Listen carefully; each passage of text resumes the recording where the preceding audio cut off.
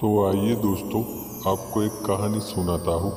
शायद यह कहानी सुन के आपकी आंखें नम हो जाए, क्योंकि इस कहानी में एक माँ ने अपने बेटे से अजीबोगरीब एक आखिरी इच्छा की फरियाद की है। एक बार एक बूढ़ी माँ को उसके बेटे ने एक वृद्धाश्रम में ले जाकर छोड़ दिया। इस माँ का ये वही एक लौता बेटा था, जिसके लिए इस माँ ने जीवन भर संघर्ष किया। इस बेटे के लिए वो सब कुछ किया जो एक माँ को करना चाहिए था या फिर कर सकती है, और आज भी अपने बेटे को किसी भी तरह की परेशानी ना हो, इसलिए आश्रम में रहने के लिए भी तैयार हो गई। वृद्धाश्रम में रह रही माँ हमेशा अपने बेटे को याद करती, मगर बेटा केवल साल में एक ही बार उसको मिलने जाता था या फिर फुर्सत में एक बार फ़ोन कर लेता था।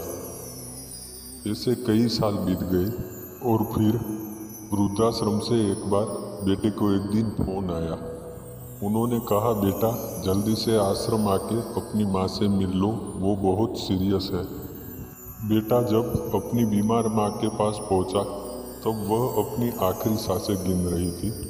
बेटे ने अपनी माँ से उसकी आखिरी इच्छा पूछते पूछते हुए कहा, माँ मैं तुम्हारे लिए क्या कर सकता हूँ, कुछ बताओ।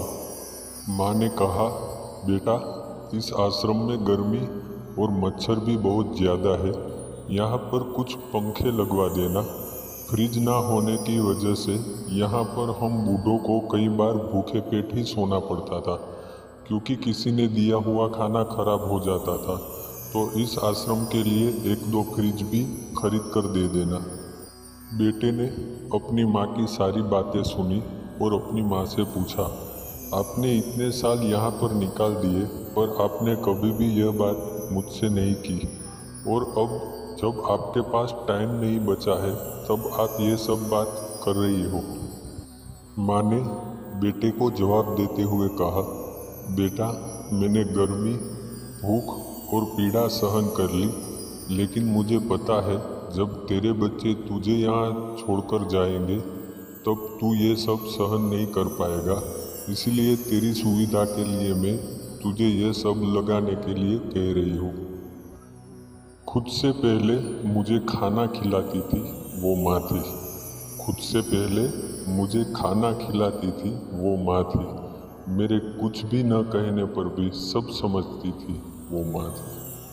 धन्यवाद।